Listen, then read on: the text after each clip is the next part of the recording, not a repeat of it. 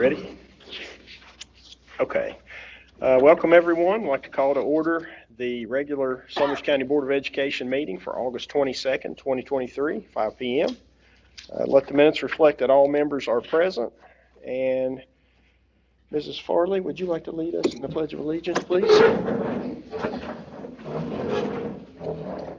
I pledge allegiance to the flag of the United States of America and to the republic for which it stands, one nation, under God, indivisible, with liberty and justice for all.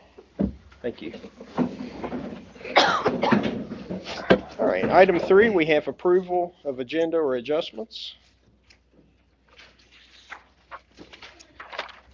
I'd like to make a motion that we pull R.T. Rogers out to be voted separately in the bills. Second. Motion by Mr. Brogan, seconded by Mr. McBride, that we pull R.T. Rogers out and handle that separately in the bills. Any discussion? All in favor, please say aye. Aye. Opposed? Abstaining? Let the minutes reflect by a 5-0 vote that we will pull R.T. Rogers out and handle that separately. Any other adjustments? Make a motion, we approve the agenda as read with the aforementioned adjustment. Second. Have a motion by Mr. Brogan, seconded by Mrs. Harvey, that we approve the agenda as read with the aforementioned adjustment. Any further discussion? All in favor, please say aye. Aye. Opposed? Abstaining? Let the minutes reflect by a 5-0 vote. The agenda has been approved with the one mentioned adjustment. Item 4, we have employee disciplinary action. I'll make a motion according to West Virginia Code 6-9A-4, paragraph 2, personnel, that we go into executive session. Second. Motion by myself, seconded by Mr. McBride, that we go into executive session according to West Virginia Code 6-9A-4, paragraph 2, personnel. Any further discussion?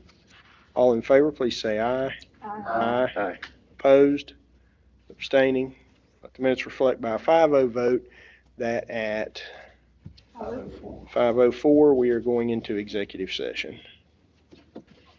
Okay.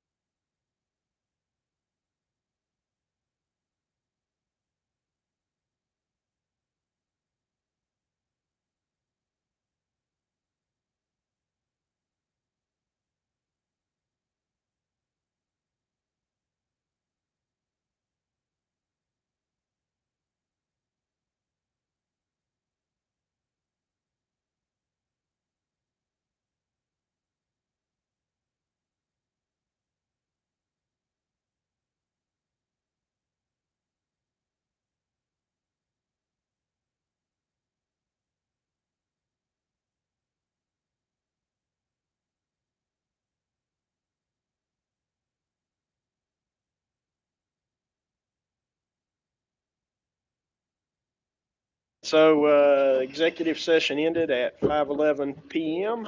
So we'll call back to order this regular meeting. So do you have a recommendation, Mr. Warble, that you would like to make? Yeah, the recommendation is to terminate James Payne as a substitute teacher and coach. Do we have a motion?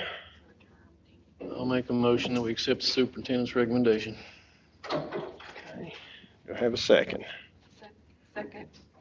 Motion by Mr. Brogan, seconded by Mrs. Farley, that we accept the superintendent's recommendation. Any discussion? All in favor, please say aye. Aye.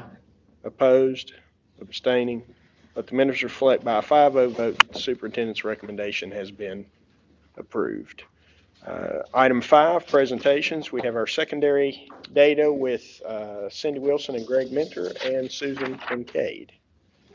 You guys want to know everything about ELA and math? They're the experts and the specialists. I'll turn it over to them.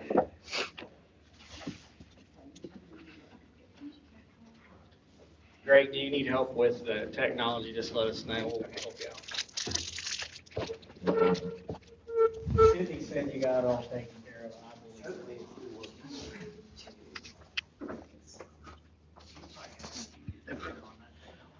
You gonna move it? Yeah, but I don't need it up here. I don't need it up here. Oh, yeah. Then I need to unhook it. Okay.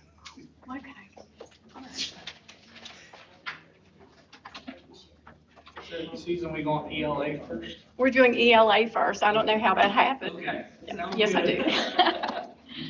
I do. So we have an awfully lot of data, and I was told that there's no issue with time. There are no limits, that we could just go as long as we wanted to. So does anyone need to take a quick break? No, I'm kidding. Okay.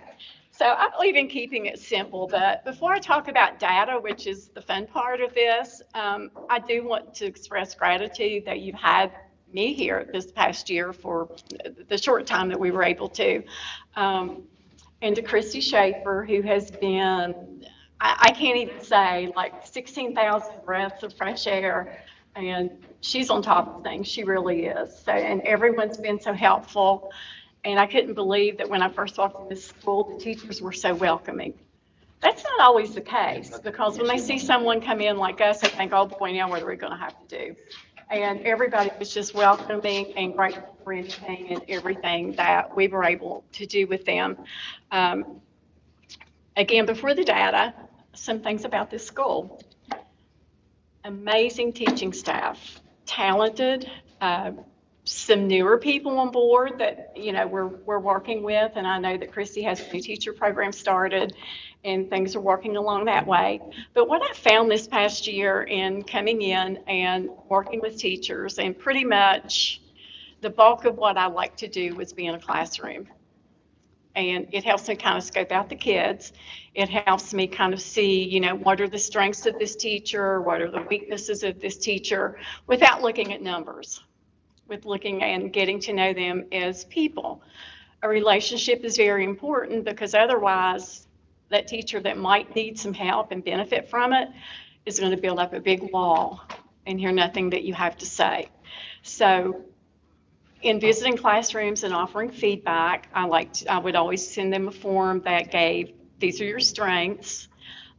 These are some things, and pretty much in the form of a question. Have you thought about? Did you try? Do you think it would be better if? And kind of let them do some reflecting that way, without, you know, just coming out and saying, well, that was awful, you need to fix that. And I really had teachers come and say, thank you so much. Thank you for the feedback. I've been wanting to have some feedback, and, you know, how am I doing? And even one very eager young teacher last year, I was visiting a couple of classes, and then I was going to sit down and do the feedback forms for them. And it was probably about 20 minutes after I had left young lady's classroom, and I get an email saying, do you have my feedback ready? And I'm like, okay, you know, you'll get it by the end of the day. And she was marvelous. So the reception here has been wonderful. We started basically with a half year, and then got into the holidays and winter and all of those lovely things. And I felt like made a good start. So people are receptive. They know these two. And goodness gracious, if you always want to feel welcome, walk into a building with these two by your side. They're all like, Cindy, Greg, we love you. Oh, you're with them. You must be okay. So that really helps too. I guess we should get to the nitty gritty of it. Cindy has handouts, and I kind of hold this back. So yeah, I wanted to tease you with the information a little bit. And now we'll talk about that. You want it on screen yet? No. Okay, Just look at that first page. just let me know. Yeah, hold on. Thank you for doing that, by the way.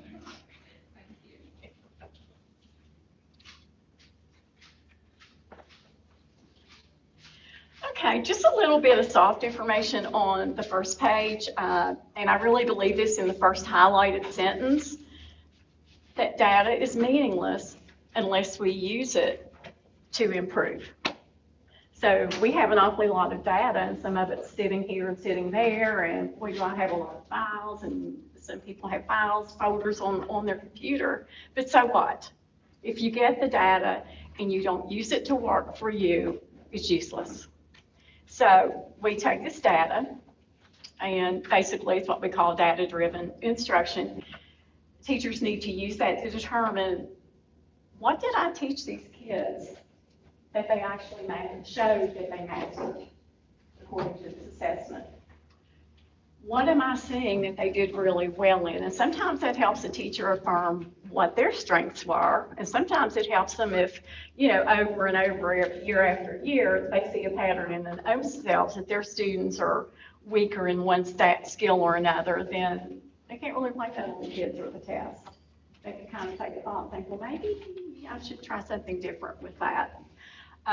Conversation with teachers often, I call them the rebels, and that's okay, I've been a rebel. They'll say, well, I'm going to teach you this test. I'm going to teach it. You're not teaching to the test. If you have an assessment, and we do, that test students on the standards that teachers are hired to teach, that's not teaching to the test. The test covers the skills and the standards. So they're teaching their standards, then, that's not teaching to the test. And when we look at the data, that just helps us identify the standards that need some more work. So on the rest of this page, I just put, how do we use that data?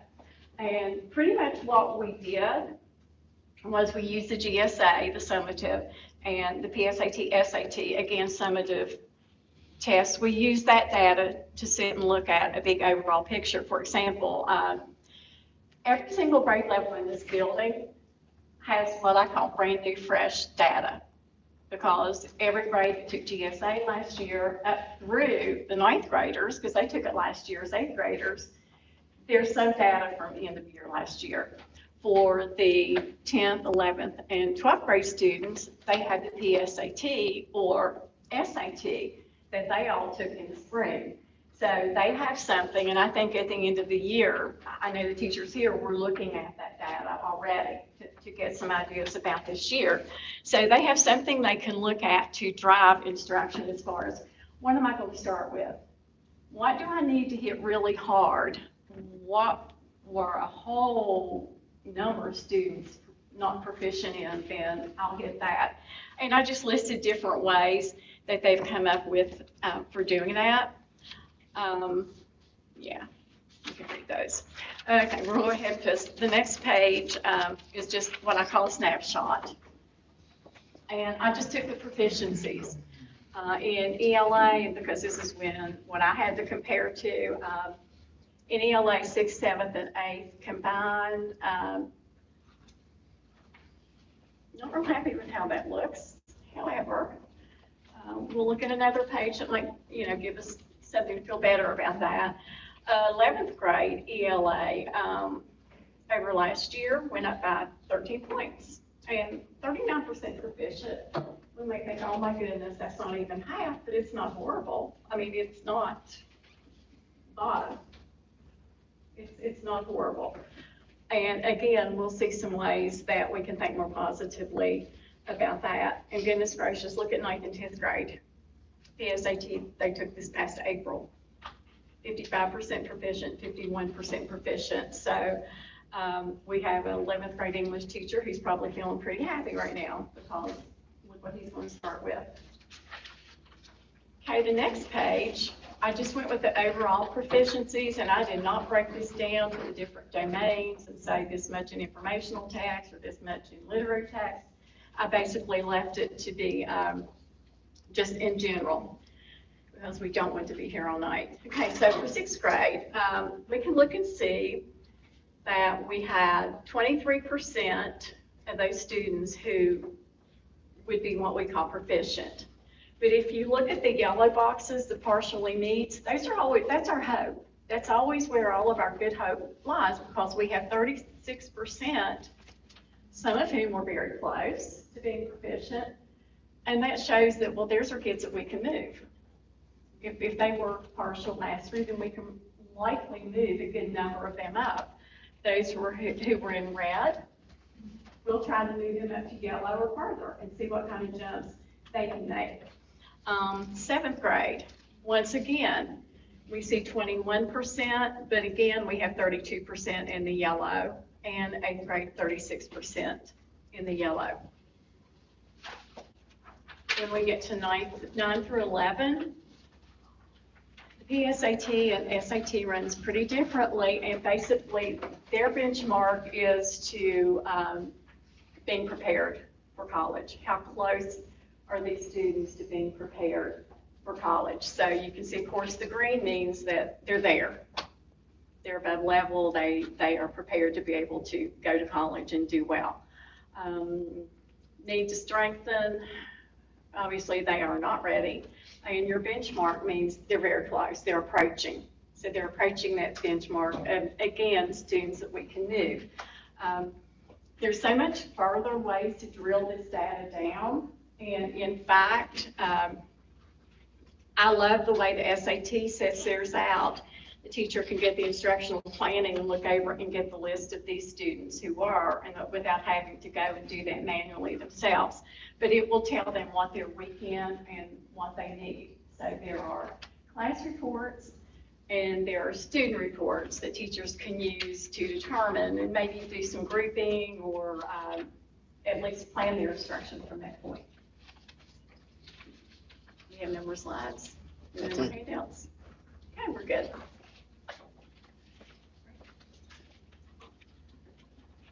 Thank you.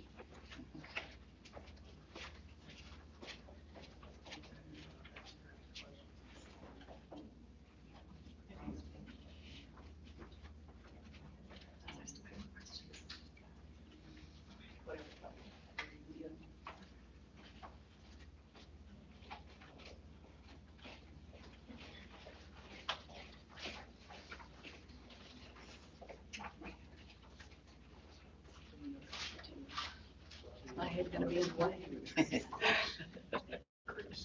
Here's yours.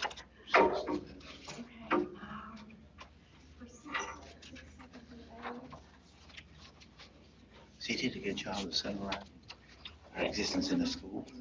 Yeah. It's kind of hard to look and say without looking at the whole year, because sometimes I've looked at the students. She didn't ask for questions. She didn't ask for questions. You should. I thought they may ask for questions. I don't know what they did as well. Maybe just present us stuff and at the end they won't answer. Until maybe, very recent, until maybe June. We won't. And then That'll be we're able to quick. start looking and planning out things. Classes. Walked up here.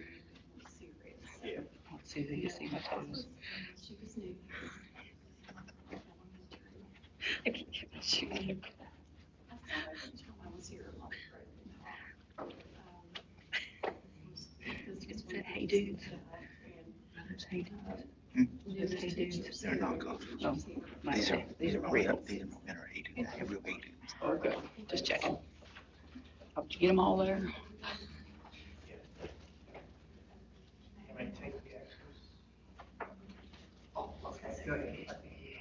Everybody got one?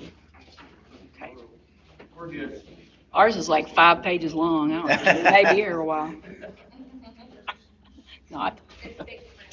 It is big. It is Chris. big. We got to do that. All right. Well, Craig Mentor, myself, Cindy Wilson, are your academic coaches. What we wanted to do with our handout as well as our PowerPoint is kind of give you an idea of, well, what have you been doing in the schools? So what I have for you there on your first page, Oh, sorry, next page, come on. I'm not doing my job. Are just some things that we have done through the year. And what I'd like you to do is take a look at the first 3 bullets there and just kind of read over them for a second. And if you have any questions or anything about what those entailed or what that's about, let us know. Did you give one to Schaefer, Ms. Schaefer? You got one? Okay, good. Okay, because I'm not going to read all this stuff to you, okay?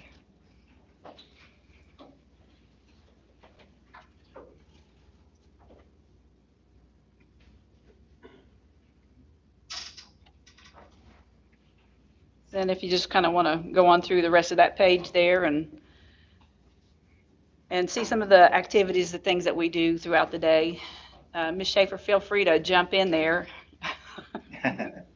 I tell you, Ms. Schaefer is, I can't say enough. She's been wonderful. She's a great resource for the school. She's been a great resource for us, and he's so easy to work with, and you can tell she loves the students, she loves the staff, she loves the school. So. If you drill down to the group here, 1, 2, 3, the 4th bullet where it says assisted with implementation of district benchmark assessments, IMAs to guide classroom intervention. Can you give more specifics on what that means? Okay. Which one? 4th bullet down, 1, 2. Oh, I think I went too far, Where didn't it I? says assisted? Yes. With the implementation of district benchmarks, we knew that the PSAT and SAT was coming up, so we found all kinds of resources that would help teachers use those resources to help them get ready for those benchmarks. That included also the GSA, so all the way from grade 6 through 11. And a lot of these resources were put into a file under OneDrive that they have access to. Each grade has a folder, a Did specific you guys folder. create that folder or help them create the Yes. folder? Well, it was created and then we shared it with them. Yeah, we created and then shared.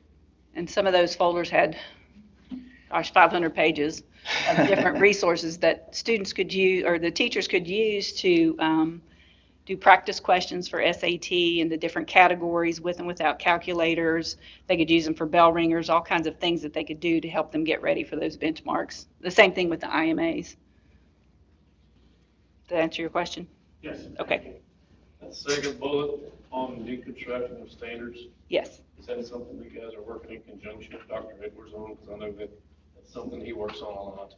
Yes. We had the opportunity to, as teachers, to work with Dr. Edwards and actually do this work and implement the problem-based learning. And so we've had a lot of experience with that. So we were able to help the teachers with that process.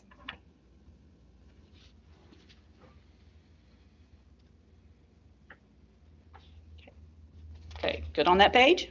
All right, let's go ahead to the next page, same thing. If you want to take a look at the first few, see if you have a question on the first, say, 4. If you'd like us to go into a little more detail.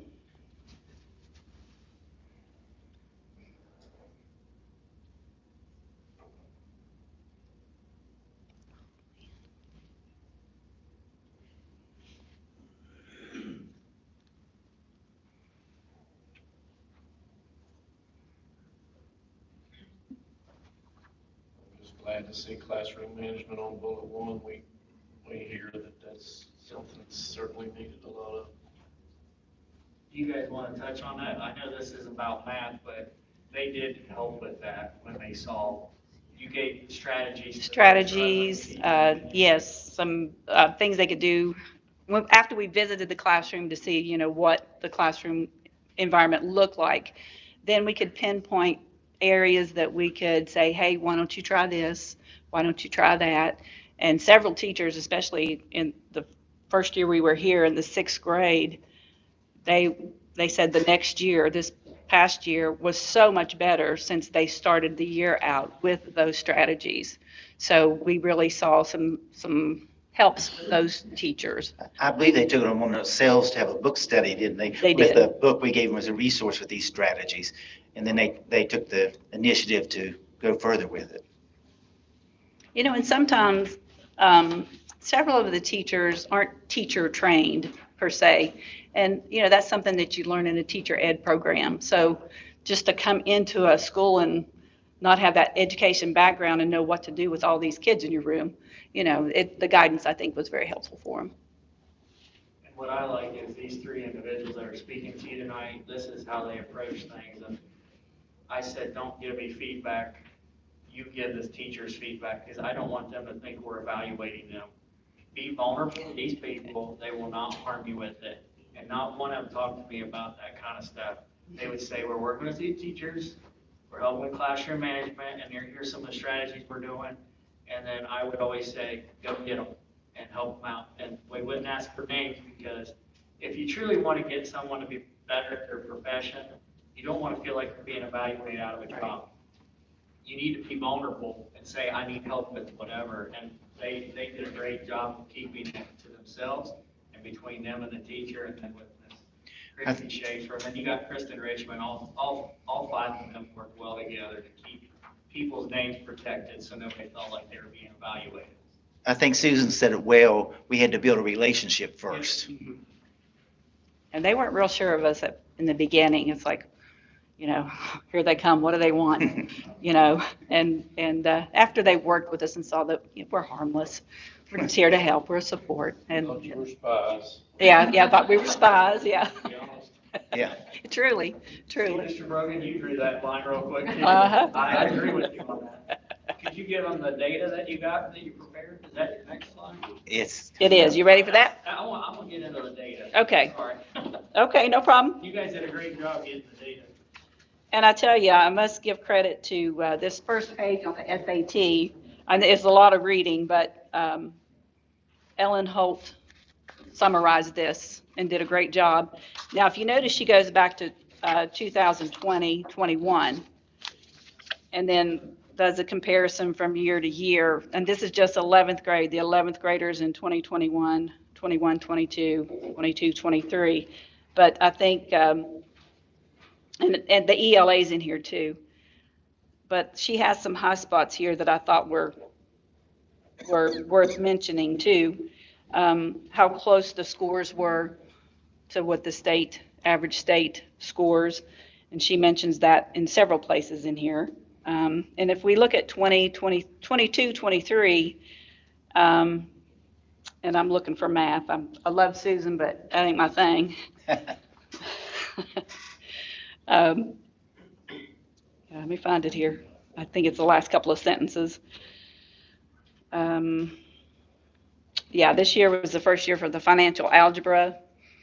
So if you look at those numbers, our school score was 440, where the state average was 439.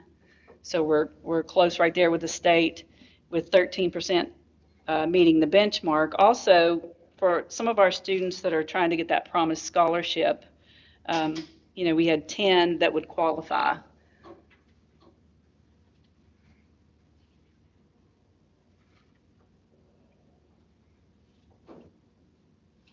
Last year was our first year of doing the PSAT.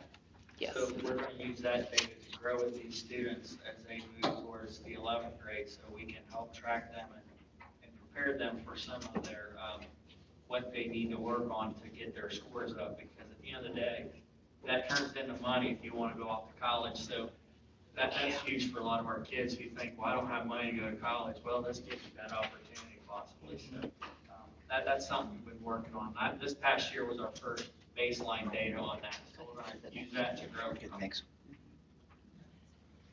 And your next page there, it's the percentage of students who met the math benchmark, and this is on the 8th, 9th grade PSAT, PSA 10th grade, and SAT 11th. And we did a comparison there. The blue, of course, is the school. Of course, the district is going to be the same number, but where we are with the state, and our lower grades are so close. When you get to the 11th grade, you're looking at students that are taking Algebra 2. Not every kid needs Algebra 2. You didn't hear a math person say that, but I did. I think there's some other maths that they need, but the state requires, so, we got to do what they say. For those going to college, yay. For those who, are going to be the best carpenters in the world, not necessarily, But that's kind of we're in the 20s, almost to the 20s in several of these areas. I'd like to see that 11th grade one go up, but, we've got work to do. We might now that we're tracking it. Right. Lower grades, so this is our baseline data. Right, this is the first year we've had this data, so. Okay. Any questions on that one? Okay, let's go to the next one, which has to do with the GSA. It's the test that the 6th through 8th grade takes. And it's easier for me to point and show you what we've done here. This is the current 7th graders, the kids that started Monday that are 7th graders. When they were in 5th grade, we had 95 kids, and they were at a 15% proficient. That was in their 5th grade year. Okay, then 6th grade, the grade they just finished, they were at 8%. Now, we're a little concerned about that, but there's some factors there that, you have kids coming into this school who've never been in a school like this. There's those factors. You had a new teacher. There's just some factors. But Pandemic. we got some work there. Yeah, pandemic. These kids lost probably 2 years worth of school. But we've got some work to do there. Of course, these are our current 8th graders. When they were in the 6th grade, they showed it 16% proficient. Last year, they moved up to 23% proficient, a good growth there. I like that. We've still got some work to do there, but the growth is good. We like the growth. Question on the 7th or 8th graders? What other, you say factors, what other factors are we talking about there having an impact on that decline or regression? The regression, well, like Mr. Worrell said, we had COVID. We can't blame everything on COVID, but, it did affect our kids. I just think coming into a new building, new teacher, I'm not sure. We haven't had highly qualified math teachers here consistently either. We're going to do proximity for another math teacher. We don't have a highly qualified chemistry teacher. We've had some sporadics with different people. We are trying to streamline that in the elementaries with the grade 3 through 5 math and language arts. I think that'll help out a lot. As you guys saw the LSIC meetings, you saw that was a better trend for them. So we want to not drop the baton here at this building, but I think with different leadership, that's going to help out tremendously.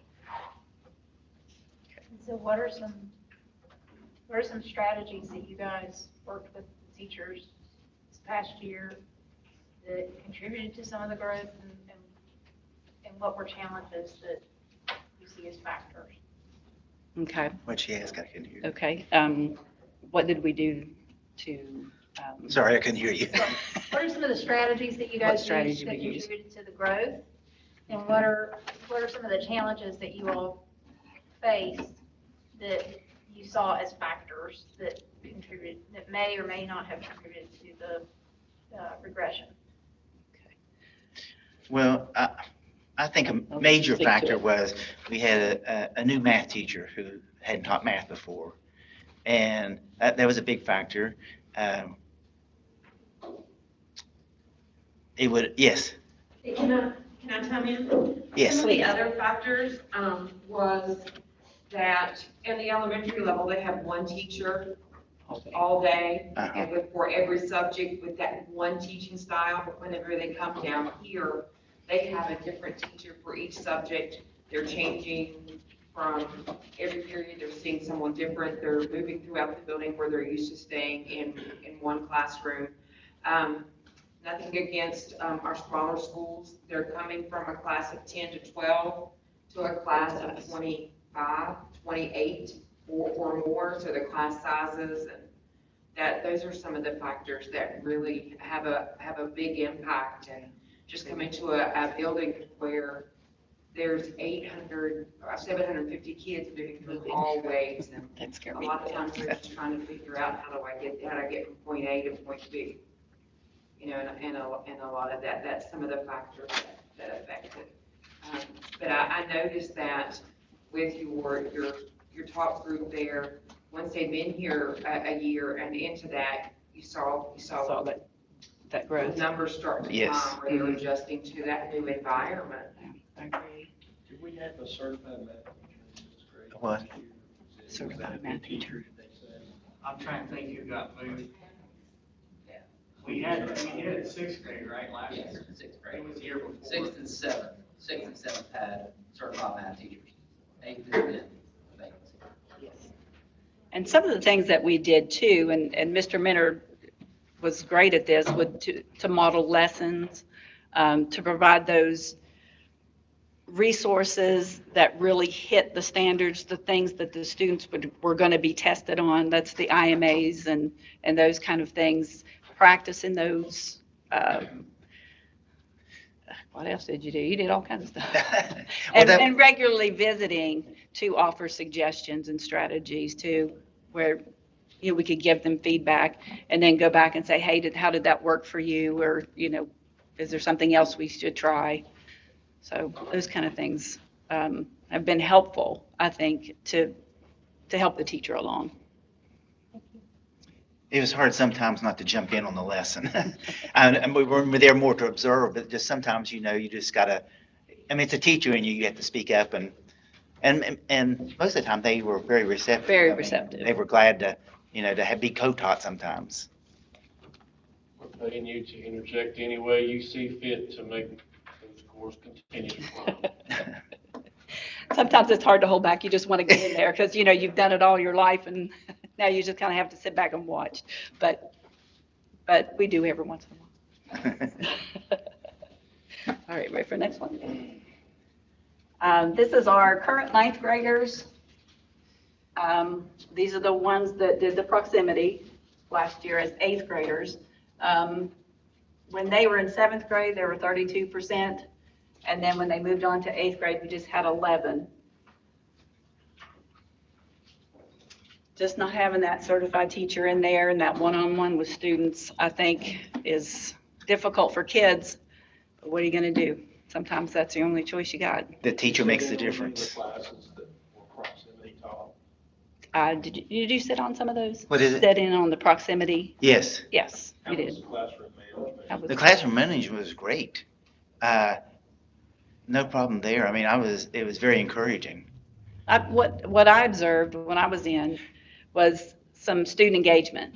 They had the computer in front of them and The student they engagement didn't seem increased. engaged. The first day, I helped him rearrange his room because he said, this isn't going to work. I want to be able to see the students' computers and I want to be where we can get more interaction going. Just from the first day.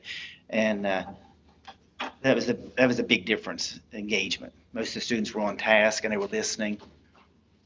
But a teacher does make a difference. Yeah. I know we have to do what we have to do with the proximity with the math, but we would like to have a certified math teacher. Any other questions about that? The current ninth graders? Okay, then the last one, whoops, go back. Oh, did I? Oh, yeah. Yeah, okay, this is our current 10th graders, which when they were in the 8th grade, we had 14% that proficient. And then when they took the PSAT, we had 24% that had met the benchmark. I think the 9th grade teacher last year was very strong, very helpful with these kids. And I know these are two different measurements, but when you see more kids making that benchmark or meeting that benchmark, I think that shows some growth there. mathematically, it's not the same, but it's the same. I mean, it shows some growth, I think. All right. And then you ask, what do we do? In our last page, kind of to help teachers to continue growth. And we have some things there that if we continue to do these things, I think we'll see some growth within these test scores on those last page there. And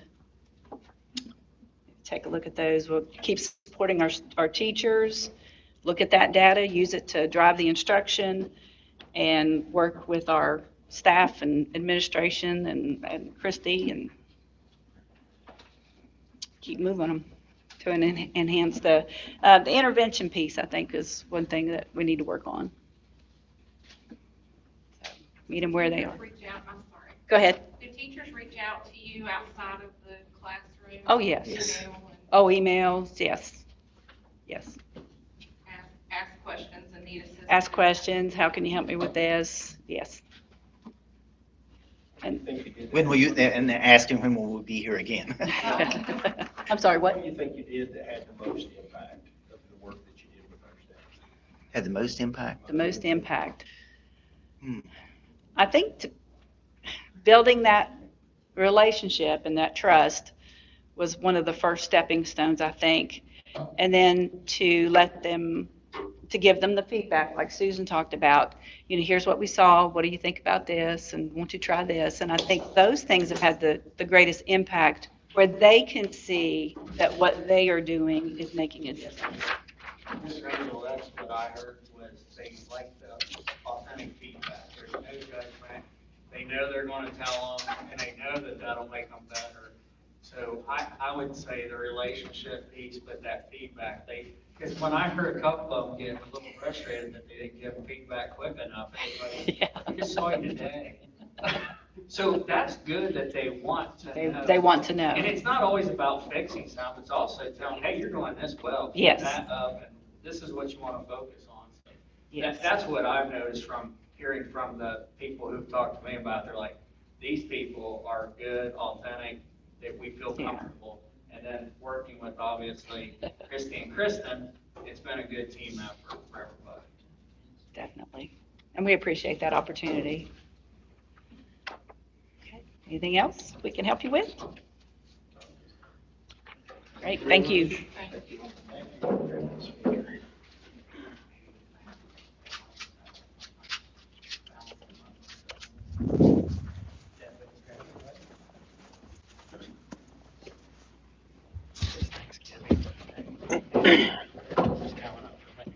Okay, item 6, we have public comment. None.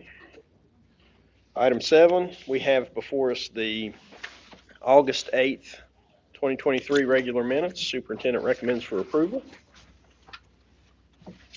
I'll make a motion, we approve the minutes from the August 8th meeting. Second.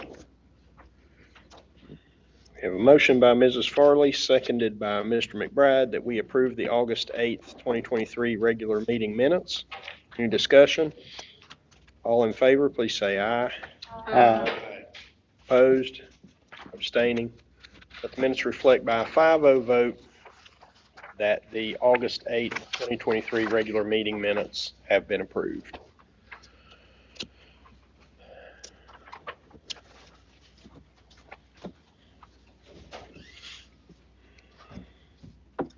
Okay, we have before us the bill for R.T. Rogers. Make a motion for the R.T. Rogers. Second. Have a motion by Mrs. Harvey, seconded by Mrs. Farley, that we pay the bill for R.T. Rogers. Any discussion? All in favor, please say aye. Aye. Opposed? Abstaining? Let the minutes reflect by a 4-0 vote that the R.T. Rogers bill has been approved for payment, and with Mr. Brogan recusing himself.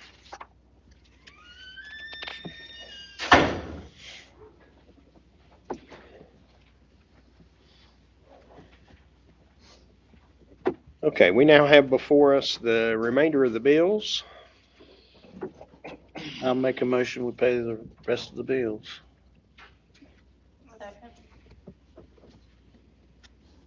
Motion by Mr. McBride, seconded by Mrs. Harvey, that we pay the remainder of the bills. Any discussion? I think on one of the bills, we were reimbursing the tuition. What was that about? Reimbursing what? A tuition? Jeremy Wood? Well, when the state has a tuition reimbursement, you're talking about for getting college credit? I wasn't sure what it was for. I think it's that where they apply to the state first, and then whatever the state doesn't cover, they can apply to the county for reimbursement or tuition. And that's the guidelines that they meet in that category. Yes, we have a maximum of 15 credit hours. It falls under either Title II or the Teacher Leadership Grant. Okay. Any further questions?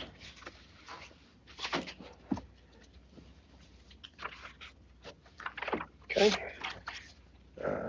So we have before us a motion by Mr. McBride, seconded by Mrs. Harvey, that we pay the remaining of the bills. All in favor, please say aye.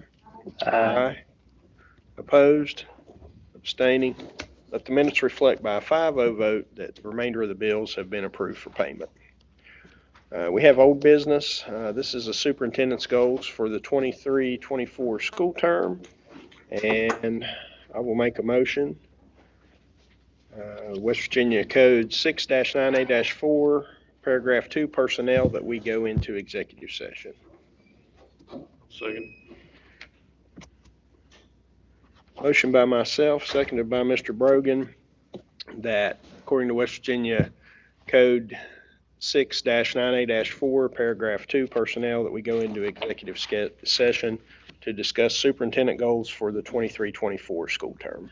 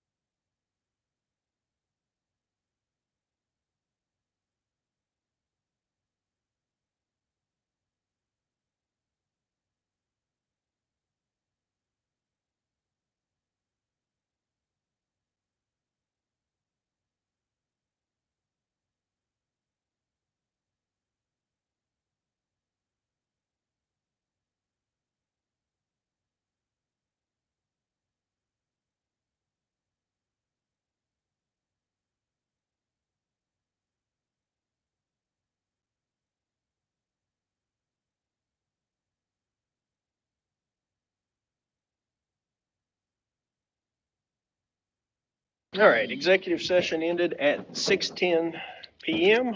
We'll take no action on this, but we'll leave it on the agenda for the next board meeting, first board meeting in September.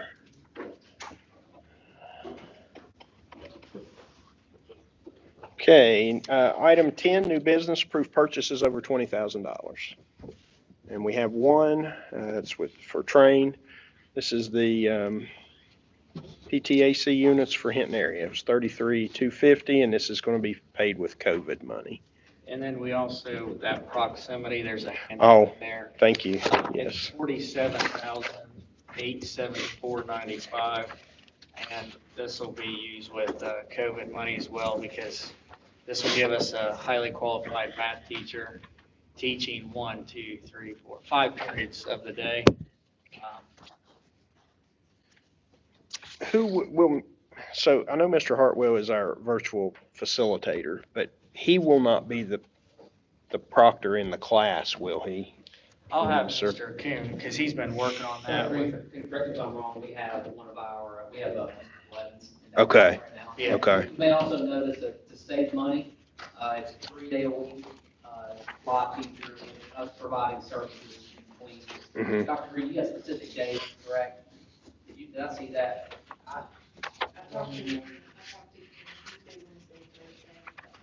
And then we'll provide Monday, Friday to sort of lead in and then finish up the week. now will that be a teacher providing instruction here, or will that be them working on assignments from Tuesday through Thursday? So the last section are Zoom in. Okay. with the teacher, and then the 2 days a week when our last sessions, we'll be working on the assignments that have been assigned and working on math intervention. Okay, all right.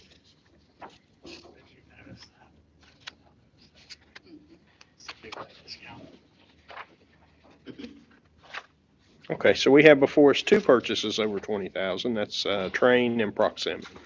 Now, the good heading, Um, Mr. Angel, is this: if we can hire a highly qualified math teacher, then this can go away. What funds are we paying for Proximity on COVID? Okay, And our MOUs through our Southern Education Service Cooperative. okay. And yes, if we use their services, we do receive a little bit. We're gonna get some back eventually. I saw you smile, but not Mr. Brogan. Come on, Mr. Brogan, that's money back. I'll make a motion that we approve both purchases that are over $20,000. Have a motion by Mr. Brogan, seconded by Mrs. Harvey, that we approve the two purchases over $20,000. Further discussion? All in favor, please say aye. Aye. Opposed? Abstaining? Let the minutes reflect by a 5-0 vote that the two purchases over 20,000 have been approved. All right, 10B, discussion of possible action to approve out-of-state overnight trip for Christina Hanna for the World Autism Conference, 11:30 through 12:3. Dr. Knott has explained to me this is where the PD is, right? It is not that we want to go to Colorado once. It seems like it's been Colorado this year. I'm not making this up. That's what's been going on, but this is a good PD for Miss Hannah, and she's a great teacher, and she's definitely perfect in the job she's in, but this is another way to sharpen her tools. Absolutely, and I think that that's, I have a nephew with autism, so the fact that we're providing additional training for our staff to be able to manage that, I think that's great. So I'm going to make a motion that we approve Ms. Tina Hanna to go on the out-of-state overnight trip to the World Autism Conference. Second. Seconded by Mr. McBride. Any discussion? All in favor, please say aye. Aye. Opposed? Abstaining? Let the minutes reflect by a 5-0 vote that we have approved Ms. Tina Hanna to go to the World Autism Conference. Item 10C, discussion of possible action regarding dual credit courses, grow your own MOU with Concord University. We need to table that. 'Cause Okay. we put it there for you guys to vote on if we got it complete, but we're not quite there yet. But when we do, we'll have it at the next board meeting. Okay, so Is that correct, Mr. King? table. Oh, that's. We didn't, well, do we? Yeah, yes we do. You wanna make one? I'll make a motion to the table. Sorry. Dual credit course grow your own MOU to next meeting. Second. Motion by Mrs. Harvey, seconded by Mr. Brogan, that we table the dual credit grow your own MOU with Concord until the next meeting on September 12th. Any discussion? All in favor, please say aye. Opposed, abstaining. Minutes reflect by a 5-0 vote that that item has been tabled until the next meeting. 10D, discussion and possible action for the use of Summers County school bus drivers for shuttle services. Fayette County Chamber of Commerce has requested the use of 6 of our bus drivers for shuttle services for Bridge Day on October 1st. 21st, sorry, bifocals, I'll blame it on that. October 21st, Fayette County Schools will be responsible for making payments. You want me So- to explain a little bit about? Yes, now, I'll ask one question, you may explain this, they're just using our drivers, not our buses? Correct. Okay. No, all buses are provided by Fayette County. They're having a hard time getting bus drivers, so they're reaching out to surrounding counties. And what happens is we will pay for their time, whether it's overtime or any of that. Then we invoice the Chamber of Commerce in Fayette County. Then they give us the money for those services that those bus drivers provided. And those bus drivers, the reason why we do it through our payroll is we know where they are with their pay and retirement and all that stuff. But they should make some pretty good money that day. The problem is they just don't have enough drivers at this point in time. They will also provide the drivers a lunch, and then they'll get an extra 30 minutes because of, well, basically they're going to be working through their lunch. They keep pretty busy that day. If it's a day like today, they'll see about 100,000 people. But if they need more bus drivers, no pun intended, but we'll cross that bridge when we get there. Sorry, don't laugh at that. Jump off that bridge when we get to it. Let the group of people out there know people laughed at that joke, so anyway. That was good. That was bad, I know. You're gonna be hunting. Are you gonna be hunting? Because I can't vote if you're gonna do it. No, you can vote on 6 drivers. You're not picking the driver. Okay. Yeah. Yeah, you're not picking them, we are. Well, he had said he might be hunting. I'll make a motion that we No, you won't get. accept the superintendent's recommendation for these drivers for Fayette County. I second. We have a motion by Mr. McBride, seconded by Mrs. Farley, that we accept the superintendent's recommendation for the Summers County bus drivers shuttle service for the Fayette County on October 21st. Any discussion? I have go back to the whole us paying them and then reimbursing and invoicing. Why don't they just contract or do like a 1099 contract with direct? Well, because our bus drivers will actually benefit more for us doing it through payroll than that way. Because anything that they make will go towards their retirement, so that helps them, plus overtime. And then it just helps them out with the overtime. If they did on their own, those rules will not apply to them. So this is a better way of doing it. Because we asked those questions, what's the best, and Cassandra, you can correct me if I'm wrong, but we were trying to figure out what is the best way to support our drivers. And if they need more drivers, then Fayette County can reach out to us, because I don't know how many. I know when I did that job, you need 30-some drivers to run that day. That's a lot of buses, and there's a lot of people there. So that's to answer your question. Am I missing anything? I mean, I think it's the same way, like, if we use a custodian to cover a Saturday activity for an outside event, we pay them and then we invoice that outside activity. I think it's the same kind of thing, it's just taking place in a different location. Thank you. Any further discussion? Okay, we have a motion by Mr. McBride, seconded by Mrs. Farley, to approve the use of Summers County bus drivers for shuttle services. All in favor, please say aye. Aye. Opposed? Abstaining? Let the minutes reflect by a 5-0 vote that the recommendation of use of Summers County bus drivers for shuttle service has been approved. Personnel items, item 11 on our agenda. We have before us resignations. We have employment professional. There's one name that was blank there for graduation coach is Terry Keatley. Is that county funds, the funding source? Grant, okay. And then that was for employment professional. Employment service, we have two names. Employment extra duty, extracurricular. The name for that bus aide would be Rhonda Willie. Then we have employment substitute teacher and professional employees from the county substitute fund. We have substitute service employees.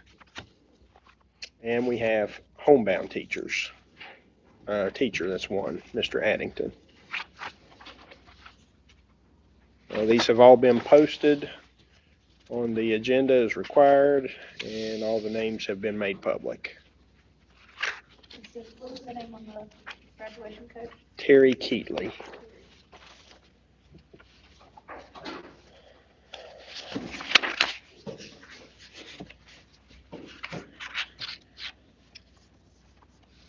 Make a motion that we accept the superintendent's recommendations in regard to the personnel.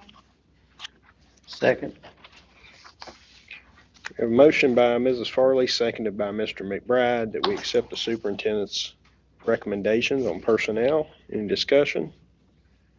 All in favor, please say aye. Aye. Opposed? Abstaining? Let the minutes reflect by a 5-0 vote, the superintendent's recommendation on personnel has been approved.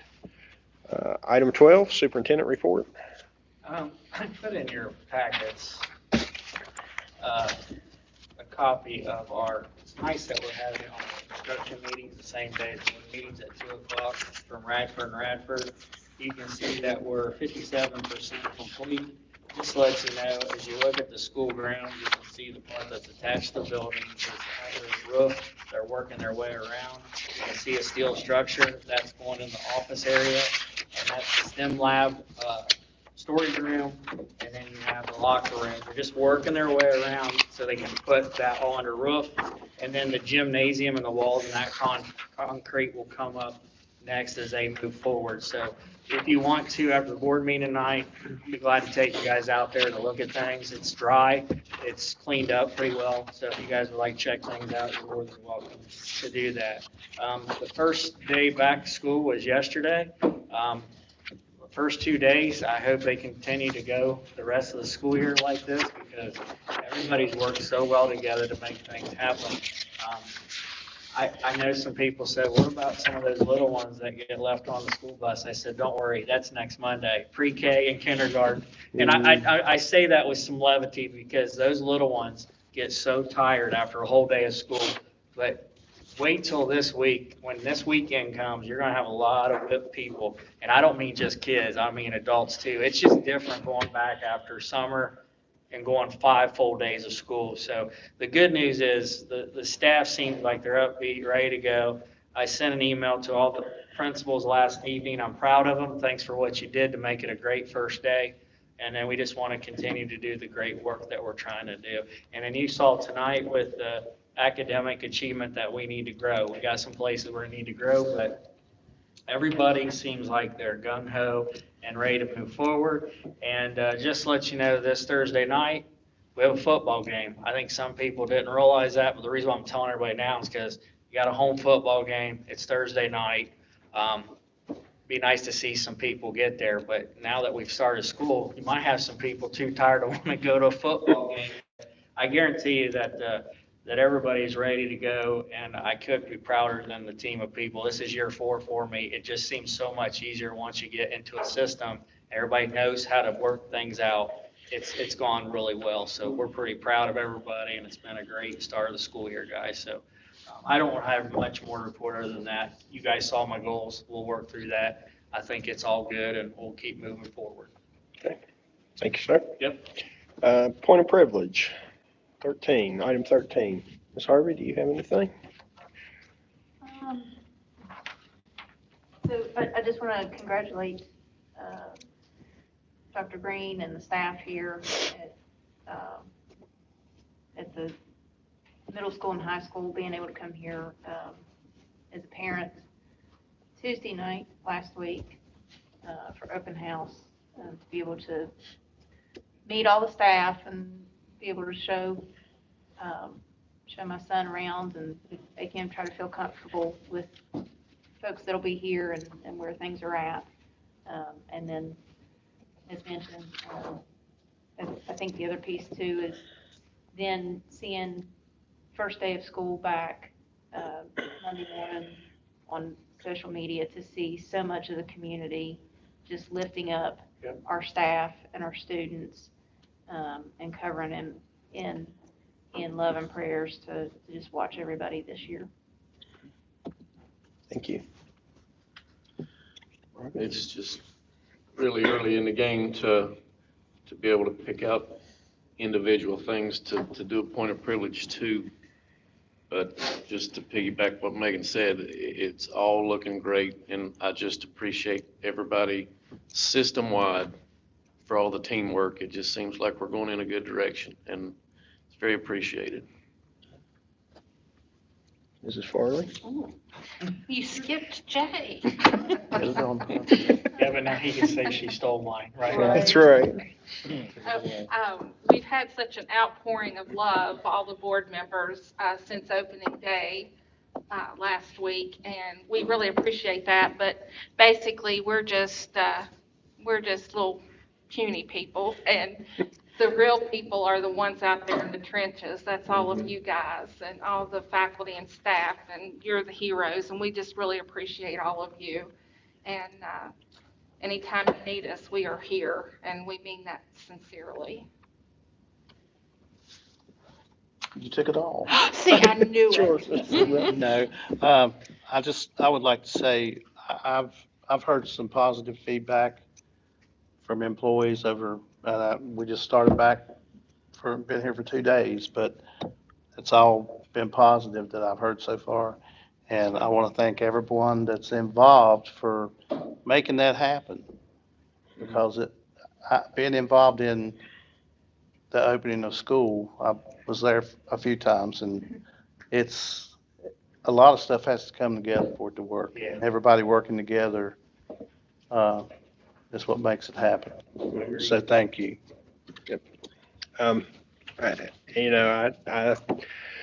I really don't have much to say now because you have said it all, but I'll just echo the same sentiments. We have a lot of great people working in this county, and I've heard a lot of positive feedback since the first day last week. And everything we do as board members, we do for the staff and the students.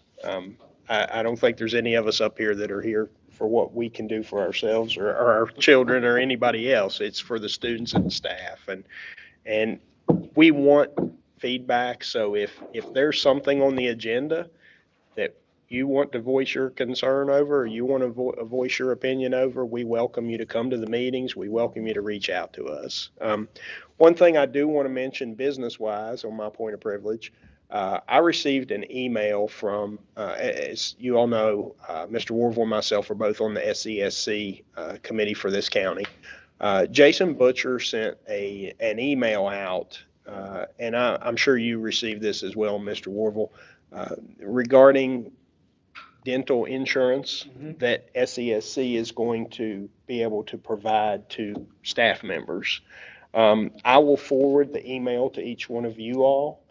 And then if you all want to have them come here and give us a presentation, let Mr. Warvel or myself know, and we'll reach out to Jason. And he said he would have Mike set up a time when he could come do a presentation for us. And that's just, again, that's one of those things that not having a levy in this county, if we can help our staff out by trying to get dental insurance through the SESC, that's a benefit to them. So I will forward the email. It has some PowerPoint or PDF documents, and I think maybe some PowerPoint slides as well. So look over those, and if you all feel like we want to get a presentation, let us know, and we'll get that taken care of. All right, Mr. McBride, you're on. Oh, wait, discussion of next agenda, item 14. But superintendent goals would be one. Yeah, so superintendent goals.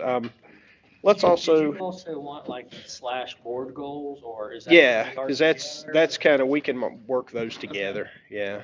And I think as we line everything up with the strategic plan, we're all rowing in the same direction, not against each other. And not hitting each other with Right.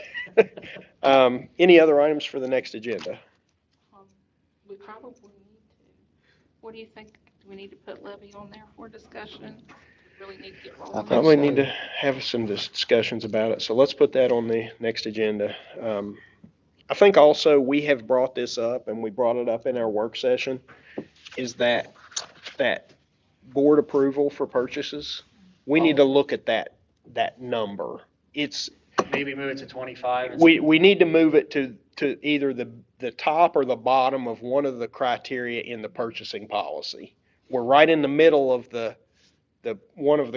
we're in the middle of one of the criteria, and I think we need to align ourselves with either the top or the bottom of the purchasing policy. And as I spoke with Ms. McClung about this, even, no matter where we set it at, anything that's on a bill, we can pull out and handle separately, and it would be no different than it Right. being under that 20,000, that item on the agenda.